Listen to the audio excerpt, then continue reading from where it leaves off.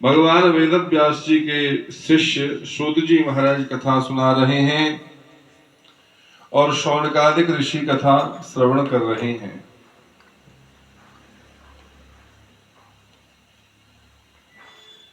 सूत जी महाराज कथा सुना रहे हैं। इस बात को सुनकर के कई बार लोगों के मन में प्रश्न खड़ा हो जाता है, सूत जी महाराज किस वर्ण के हैं?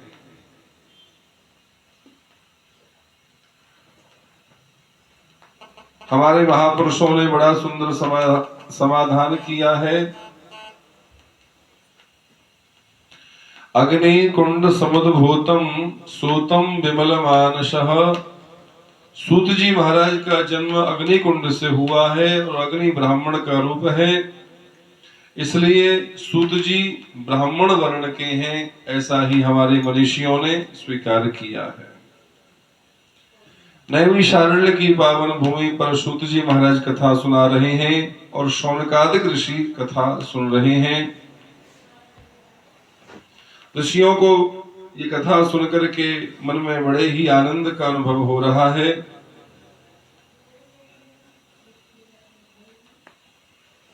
भारत भूमि धर्म प्रधान भूमि है और ऐसी सुंदर भूमि पर भगवान के अनेकों अवतार होते रहते हैं। भारत वर्ष में जिनको भी जन्म मिला है वो सब धन्य हैं। भारत भूमि में रहने का सौभाग्य जिनको भी प्राप्त हो रहा है वो सब धन्य हैं। भारत वर्ष की महिमा वेदों में गाई, भारत वर्ष की महिमा संतों ने गाई, भारत वर्ष की महिमा विद्वानों ने गाई और भारत वर्ष में जन्म लेने के लिए संत ऋषि मुनि महात्मा हम और आप लोग तो तरसते ही हैं, लेकिन इस भारत भूमि में जन्म लेने के लिए स्वर्ग में रहने वाले देवता भी तरसते हैं। यदि हम लोगों से पूछा जाए कि भाई इस भारत भूमि में ऐसी कौन सी विशेषता है जो स्वर्ग के निवासी देवता भी यहां आने को तरसते हैं,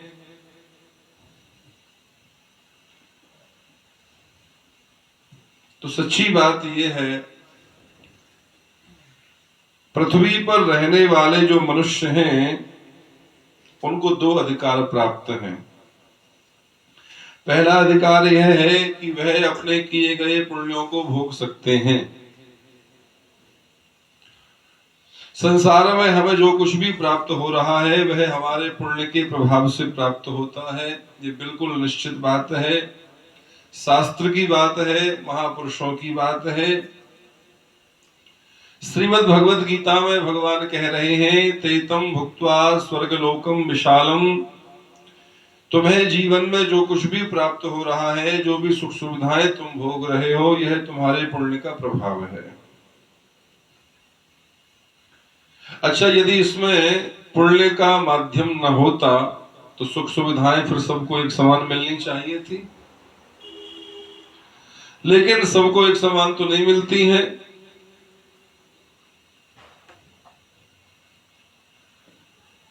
किसी की कहने भर की देरी है और व्यवस्थाएं तुरंत हो जाती हैं, और कोई कह कह के परेशान है, उसको भोजन भी नसीब नहीं हो रहा है। कई लोग कलम चला करके ही लाखों रुपए कमा रहे हैं और कोई दिन भर बोझा ढोके भी पेट नहीं भर पा रहा है। तो निश्चित रूप से ये स्वीकार करना पड़ेगा कि आपको जो भी सुख सुविधाएं प्राप्त हो रही हैं उसमें आपका पुण्य है, उसमें आपका धर्म है। ये बात गीता गायक भगवान गोविंद ने कही है, तेतम भुक्त्वा स्वर्ग लोकम विशालम क्षीणे पुण्य मर्त्य लोकम विशंति। आपका जो पुण्य है वो संसार के समस्त सुख आपको देगा और अंत में आपको स्वर्ग में भी पहुंचा देगा। तो स्वर्ग में पहुंचाने तक की बात तो ठीक है, लेकिन आगे की बात गंभीर है, और वो ये है कि स्वर्ग में जाकर के आप जो पुण्य पहले कर चुके हो उसको तो भोग सकते हो, लेकिन नया पुण्य नहीं कर पाओगे।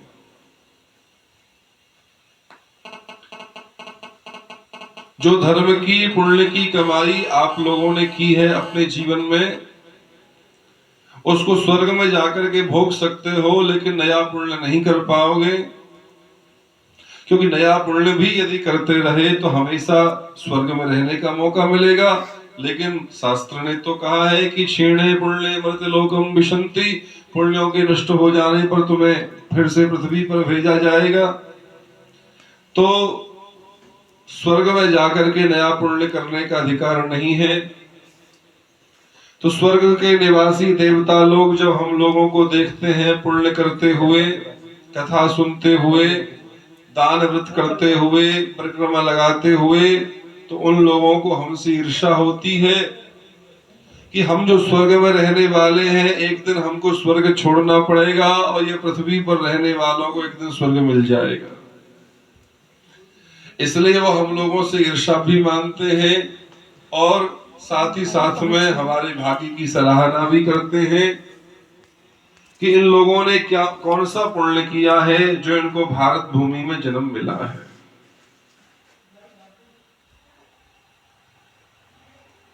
अच्छा, आप लोग जिस तरह से कथा का लाभ ले रहे हैं, उस तरह से स्वर्गवासी देवताओं को लाभ नहीं मिलता है।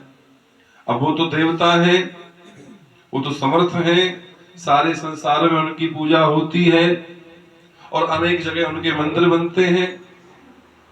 यदि वो कथा कराना चाहे तो उनके लिए कोई बड़ी बात थोड़ी है। उनके पास तो धन दौलत संपत्ति की कोई कमी नहीं है।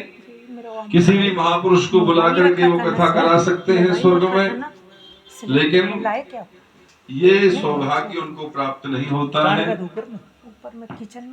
कभी इस सौभाग्य को वो प्राप्त करना चाहेंगे तो उनको स्वर्ग छोड़ करके पृथ्वी पर आना ही पड़ेगा। एक बार पृथ्वी पर कथा हो रही थी और भगवान व्यास नंदन सुखदेव जी महाराज कथा सुना रहे थे। सभी महात्मा लोग कथा सुन रहे थे। देवताओं ने कहा कि महाराज, हम भी कथा सुनने आए हैं और साथ में कुछ भेंट भी लेकर के आए हैं। क्या भेंट लेकर के आए हो? हम स्वर्ग का अमृत लेकर के आए हैं। कथा सुनाने वाले आचार्य जी ने कहा कि भैया, ये तो कथा है भगवान की, इसमें देने लेने की तो कोई बात ही नहीं है। आप आकर के बैठ जाते, प्रणाम करते भगवान को, ग्रंथ को, और सुनते, ये तो सबसे अच्छा होता। यहाँ लेने देने की कोई बात ही नहीं है। लेकिन यदि आप लोगों ने लेने देने की बात कर ही ली है, सचमुच कुछ दे करके ही कथा सुनना चाहते हो, तो जो वस्तु दे रहे हो वो लेने वाले वस्तु की बराबर की तो हो। या तो लेने देने की बात ही नहीं करनी थी और कर ही रहे हो, तो जो वस्तु ले रहे हो आपके द्वारा दी हुई वस्तु भी उसके बराबर की होनी चाहिए। अरे महाराज, हम तो स्वर्ग का अमृत लाए हैं जिसके लिए लोग तरसते हैं। सुखदेव भगवान ने कहा, लोग तरसते होंगे, वो लोग तरसते होंगे जिनको ये अमृत प्राप्त नहीं है। भगवान की कथा रूपी अमृत, मां भगवती की कथा रूपी अमृत जिसको प्राप्त है, वह तुम्हारे अमृत के लिए नहीं तरसता है। क्या लाए हो? अमृत लाए हैं महाराज भेंट में। वैसे तो शास्त्र में कहा गया है, तुलसी पत्र लेकर के चले जाइए, पुष्प लेकर के चले जाइए, बिल्व पत्र लेकर के चले जाइए। बहुत अच्छी बात है, लेकिन आप लोगों ने लेने देने की बात ही की है, तो बिल्कुल बराबर की वस्तु ही यहाँ आप लोगों को अर्पण करनी पड़ेगी। तो हम महाराज अमृत लेकर के आए हैं। सुखदेव भगवान ने कहा कि ये अमृत कथा की बराबरी में नहीं है। क्व सुधा क्व कथा लोके क्व काचः क्व मणिर्महान्। कहा तुम्हारी सुधा, सुधा कहते हैं अमृत को। कहाँ सुधा और कहाँ कथा। तुम्हारी सुधा कांच का टुकड़ा और मेरी कथा मूल्यवान मणि। कांच का टुकड़ा लेकर के, जो कांच का टुकड़ा दे करके जो मूल्यवान मणि चाहता है वह तो ठगिया ही माना जाएगा। क्व सुधा क्व कथा लोके, क्व काचः क्व मणिर्महान्। ब्रह्मरातो विचार्यैवं तदा देवांजहासः। ये कांच का टुकड़ा दे करके मूल्यवान मणि की आशा कर रहे हो, ये ठगियापन यहां मत दिखाओ। और वैसे भी ये कथा श्रद्धालुओं की वस्तु है, ये तो भक्तों को प्राप्त होती है। जो कथा में आके भी ऐसी ठगी वाला काम करेंगे, कांच का टुकड़ा देकर के मूल्यवान मणि चाहेंगे, वो वास्तव में इसके अधिकारी नहीं है। आज देवताओं को बड़ा बुरा लगा, हमारे स्वर्ग के अमृत को पाने के लिए लोग तरसते हैं और ये महात्मा कह रहे हैं कि कांच का टुकड़ा है। उनको बड़ा बुरा लगा। उन्होंने ब्रह्मा जी महाराज को सूचना दी और ब्रह्मा जी ने ब्रह्मलोक में तराजू उठा करके, तराजू के एक पल्ले में संसार में कल्याण के जितने साधन हैं, जप तप दान व्रत अनुष्ठान सबको रखा और दूसरे पल्ले में भगवान की कथा को रखा। और भगवान की कथा इन सभी साधनों में भारी पड़ गई। सबने स्वीकार किया है कि भगवान की जो कथा है उसकी बराबरी में कोई नहीं है। बोल दीन बंधु भगवान की जय। तो स्वर्गवासी देवता भी इस कथा को यदि पाना चाहते हैं तो उन्हें देवपद छोड़ करके, उन्हें स्वर्ग छोड़ करके पृथ्वी पर आना पड़ेगा। भारतवर्ष धर्म प्रधान देश है, भारतवर्ष महात्माओं का देश है, भारतवर्ष तपस्वियों का देश है, भारतवर्ष मनीषियों का देश है, भारतवर्ष सतियों का देश है, भारतवर्ष भक्तों का देश है। भारतवर्ष के हर गांव हर नगर की मिट्टी चंदन है। यहाँ हर कन्या दुर्गा का रूप है और हर कन्या दुर्गा का रूप है, हर बालक भगवान का रूप है। हमारे महापुरुषों ने बड़ा सुंदर भाव प्रस्तुत किया है। चंदन है मेरे देश की माटी, तपोभूमि हर ग्राम है।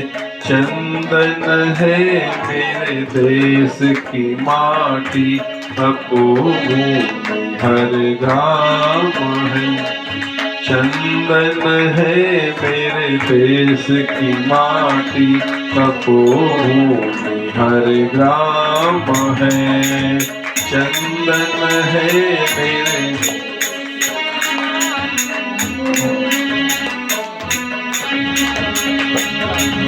चंदन है मेरे देश की माटी, तपोभूमि हर ग्राम है।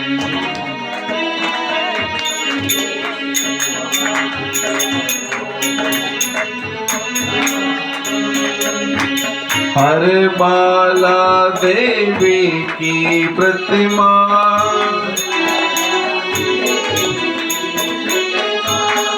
हर कन्या दुर्गा की प्रतिमा,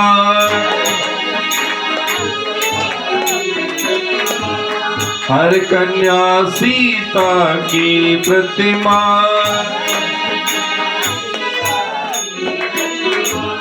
हर कन्या राधा की प्रतिमा, हर कन्या लक्ष्मी की प्रतिमा, बच्चा बच्चा राम है, चंदन है मेरे देश की माटी, तपोभूमि हर ग्राम है।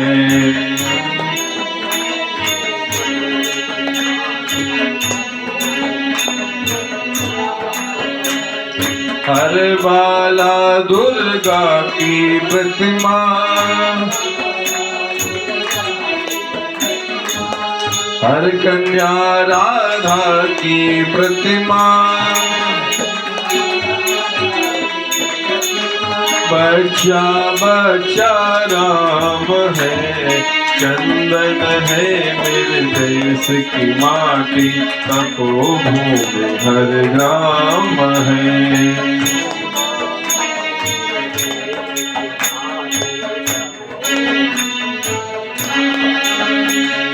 हर शरीर मंदिर शाह पावन, हर मानव उपकारी है।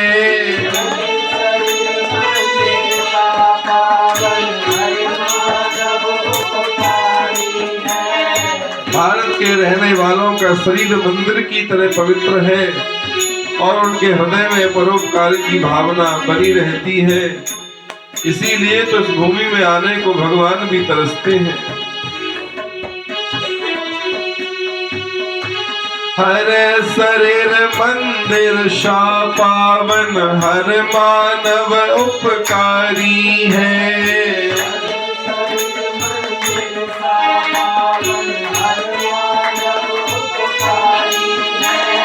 त्याग और तप की गाथाएं गाती कवि की वाणी है।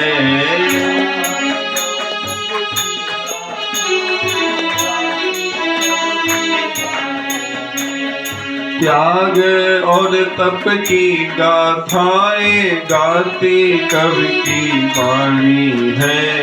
त्याग और तप की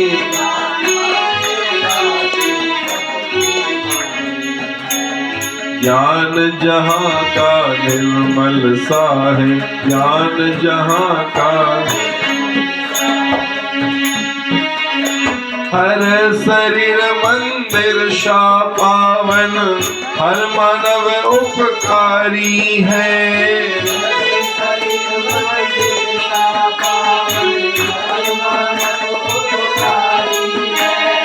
जहाँ सिंह बन गए खिलौने, गाय जहाँ माँ प्यारी है।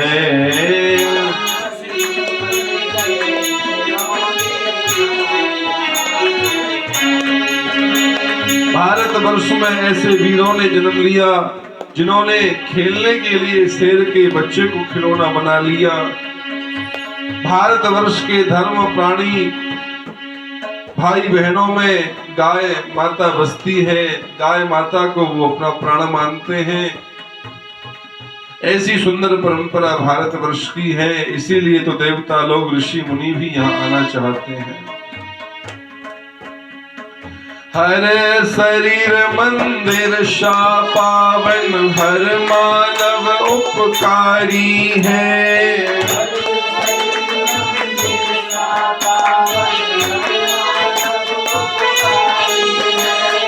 जहाँ सिंह बन गए खिलौने, गाय जहाँ माँ प्यारी है।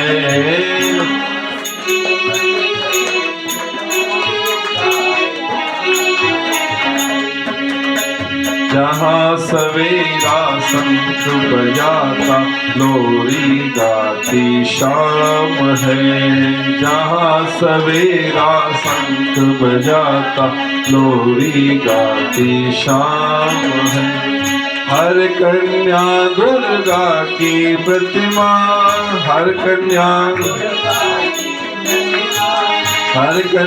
राधा की प्रतिमा। बच्चा बच्चा राम है। चंदन है मेरे देश की माटी, तपोभूमि हर ग्राम है।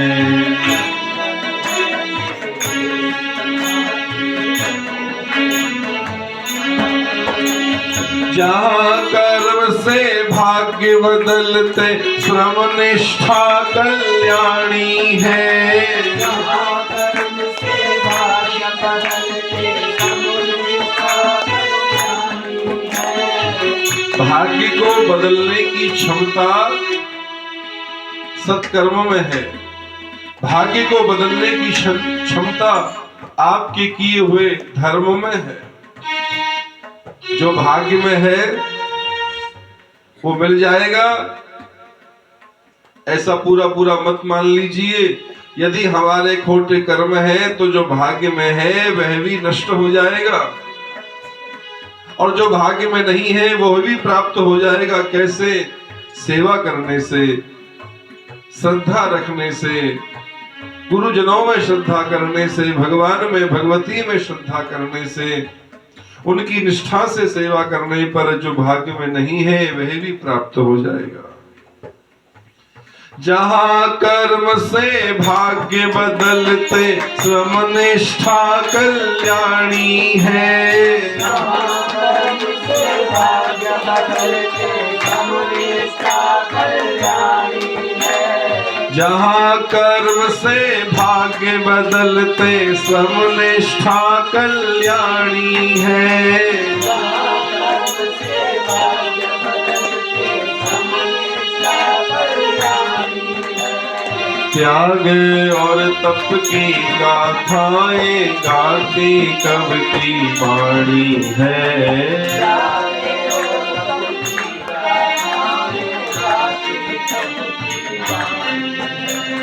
त्याग और तप की गाथाएं गाती कब की वाणी है।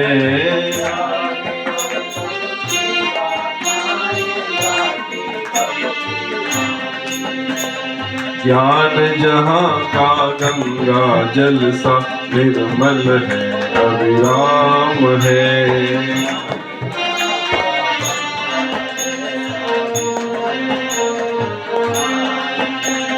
ज्ञान जहाँ का गंगा जल सा निर्मल है, अविराम है।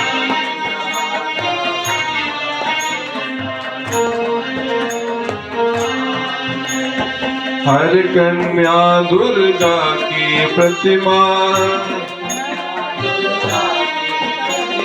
हर कन्या राधा की प्रतिमा,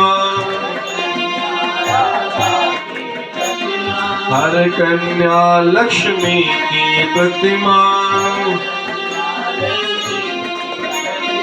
बच्चा बच्चा राम है, चंदन है मेरे देश की माटी, तपोभूमि हर ग्राम है।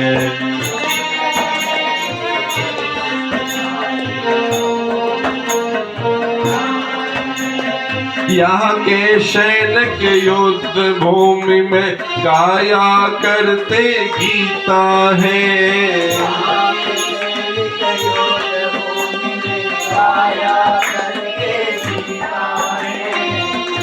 भगवान श्री कृष्ण ने अर्जुन को गीता का उपदेश कहाँ दिया? किसी धर्म सभा में नहीं, मंदिर में नहीं, युद्ध भूमि के मैदान में, जहां शत्रु पक्ष हथियार लेकर के खड़े हुए हैं, भाले, तीर, तलवार, गदा, खड़ग, ऐसे आयुधों से सुसज्जित विशाल सेना शत्रुओं की खड़ी हुई है। कभी भी वो वार कर सकती है। ऐसी भीषण परिस्थिति में, ऐसे युद्ध भूमि के मैदान में भगवान श्री कृष्ण ने अर्जुन को श्रीमद् भगवत गीता का उपदेश किया। और आज भी वो परंपरा है, जब भी सैनिक जाते हैं युद्ध लड़ने के लिए तो उनके गुरु, उनके बड़े उनको उपदेश करते हैं कि तुम्हारे प्राण भले ही जाएं, लेकिन राष्ट्र की सुरक्षाओं की सीमा, राष्ट्र की सीमाओं की सुरक्षा आपको करनी है। और भारत के वीर जवान प्राणों की कुर्बानी करके भी भारत की सीमाओं की रक्षा करते हैं। तो ऐसी सुंदर परंपरा तो भारतवर्ष की है। यहाँ के सैनिक युद्ध भूमि में गाया करते गीता है। सैनिक योद्ध भूमि में गाया करते गीता है। यहाँ के सैनिक युद्ध भूमि में गाया करते गीता है।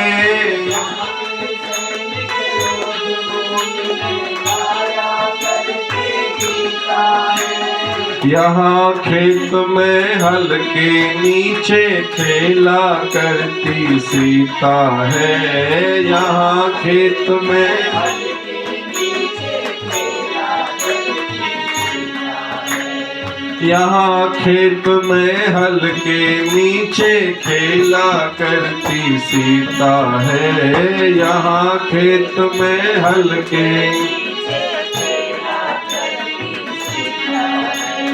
जीवन का आदर्श यहाँ पर परमेश्वर का धाम है।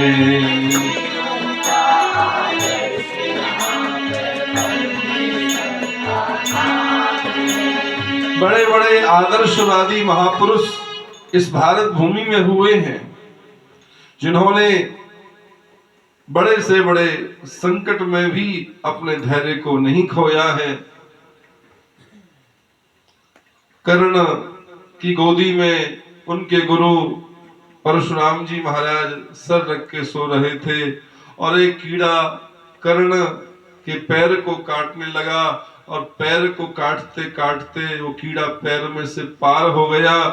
लेकिन कर्ण को लगा कि मेरे गुरुजी की निद्रा भंग हो जाएगी, इसलिए वो बिल्कुल उस अवस्था में बैठ करके उस कष्ट को सहता रहा।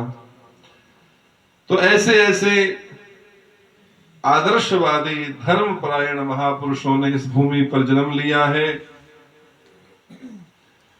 महाराज शिवी की शरण में एक कबूतर ने जाके कहा कि ये बड़ा भयंकर बाज पक्षी मेरे को मार के खा जाएगा। राजा ने कहा तुम निश्चिंत रहो, तुम्हारी रक्षा हम करेंगे। उस बाज पक्षी ने कहा महाराज ये मेरा भोजन है। राजा ने कहा तुम्हारे भोजन की हम व्यवस्था करेंगे और मैं भोजन में मांस ही लूंगा, महाराज ये भी आप समझ लें। राजा शिवी ने अपने शरीर का मांस काट करके उस कबूतर की रक्षा की। तो ऐसे ऐसे धर्मात्मा महापुरुषों ने इस भारत भूमि में जन्म लिया है। महाराज हरिश्चंद्र का नाम विख्यात है। सत्य का पालन करते करते, धर्म का पालन करते करते कितना कष्ट उन्होंने सहन किया, लेकिन फिर भी धर्म को, सत्य को नहीं छोड़ा। तो बड़े बड़े धर्मात्मा आदर्शवादी महापुरुषों ने इस भारत भूमि में जन्म लिया है।